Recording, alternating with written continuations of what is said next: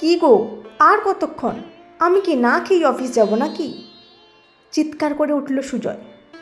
দিচ্ছি গো দিচ্ছি। দৌড়ে ভাতের থালা টেবিলে সাজিয়ে দিল দিয়া।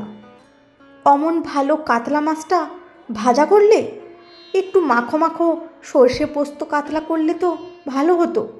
বলি, সারাদিন করোটা কি? মেয়ে অমৃতা চেঁচে উঠল।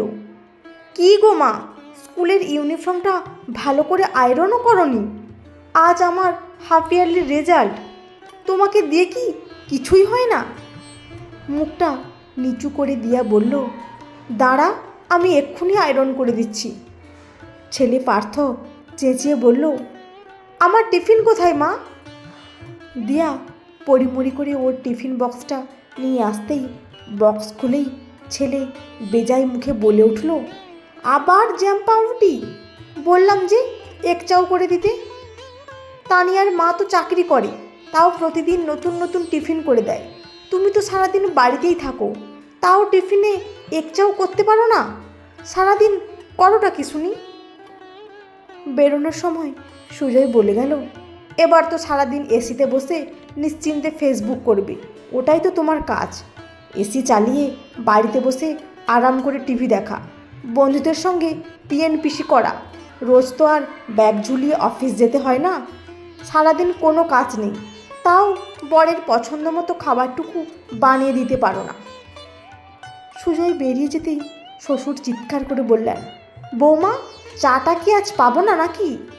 নাকি এবার বেলার চাটা খেতে আমাকে পাড়ার দোকানে যেতে হবে? না না বাবা, তা কেন, আমি এক্ষুনি আসছি।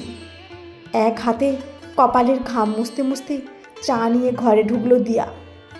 গরম চা তাড়াহুড়ো করে ঢালতে গিয়ে হাতে পড়ে গেছে। যন্ত্রণায় মুখ বিকৃত। শ্বশুরমশাই চেয়েও দেখলেন না, উল্টে বিরক্ত মুখে বললেন, চাটা দিতেও এত দেরি করো বৌমা? সারাদিন যে কি করো ভেবেই পায় না। বৌমা, বাতের ব্যথার তেলটা কি মালিশ করে দেবে, নাকি আমাকে নিজেকেই করতে হবে? শাশুড়ির গলা উচ্চ গ্রামে। এক্ষুনি যাচ্ছি মা। শ্বশুরের এঁটো কাপ তুলে শাশুড়ির ঘরে দৌড়লো দিয়া। শাশুড়ি টিভিতে সিরিয়াল দেখতে ব্যস্ত। ওর পোড়া হাতে মলম লাগানোর কথা ভুলে দিয়া শাশুড়ির পায়ের কাছে বসে তেল মালিশ করতে লাগলো। সবার খাওয়া দাওয়া শেষ, দিয়া বেসিনে বাসন মাজতে ব্যস্ত। কলিং বেল বেজে উঠল। পার্থ বাড়ি ফিরল। ছেলে স্কুল থেকে ফিরে খাবে ভেবে দিয়া কাজের ফাঁকে এক চাউ বানিয়ে রেখেছিল। ছেলে চাউমিনটা হাতে নিয়ে গম্ভীর মুখে ঘরে চলে গেল। দিয়া শুনতে পেল বয়ঃসন্ধিতে পড়া ছেলে মোবাইলে কোনো বন্ধুকে বলছে, টিফিনে মাকে চাউমিন বানিয়ে দিতে বললাম, তখন মুরদ নেই, এখন এক চাউমিন বানিয়ে খাওয়াতে এসেছি।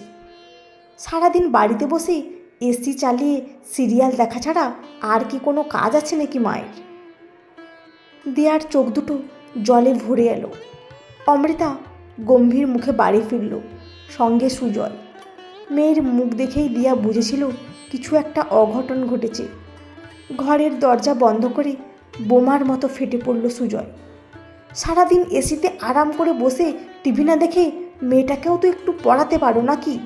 আমার না হয় অফিস যেতে হয় টাকা কামাতে, তোমার তো আর সেসবের বালাই নেই।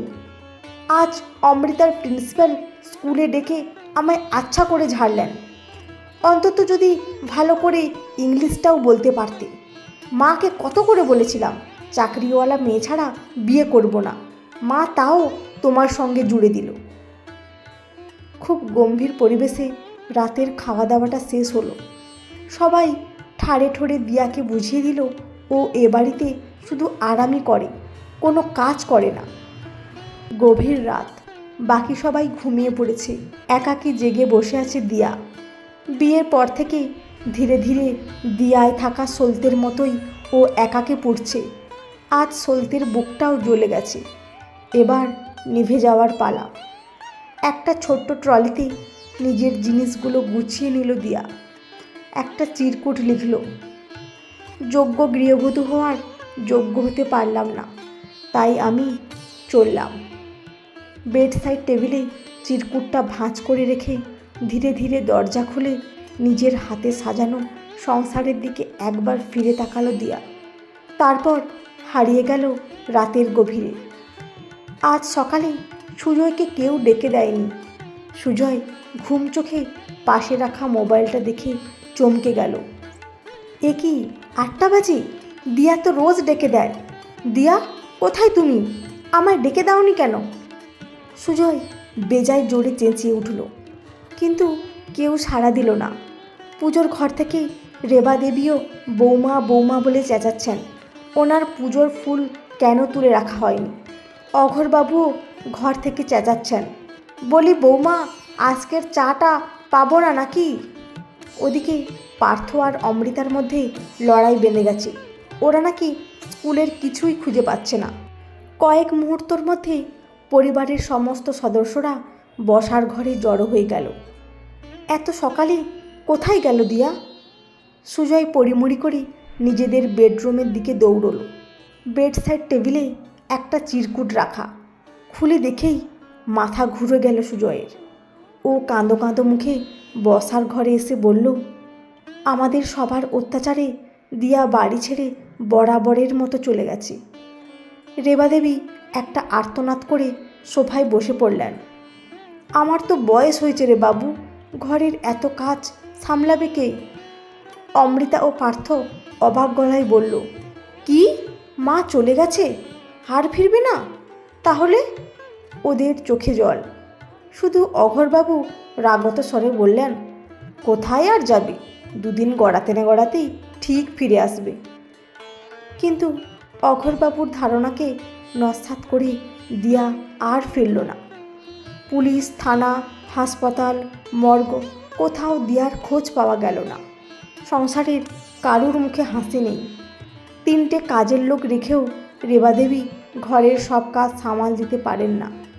সুজয় আজ বোঝে, গৃহবধূরা ঘরে বসে থাকে না। 24 ঘন্টাই তাদের ডিউটি আওয়ার্স। তারা একধারে শেফ, প্লাম্বার, টিচার, নার্স, ডাক্তার, মেড, হিসাবরক্ষক, আরও অনেক কিছু। আর এই ডিউটির জন্য তাদের কেউ কিচ্ছু পে করে না। শুধু একটুখানি ভালোবাসার বিনিময়ে তারা এসব দায়িত্ব হাসি মুখে পালন করে।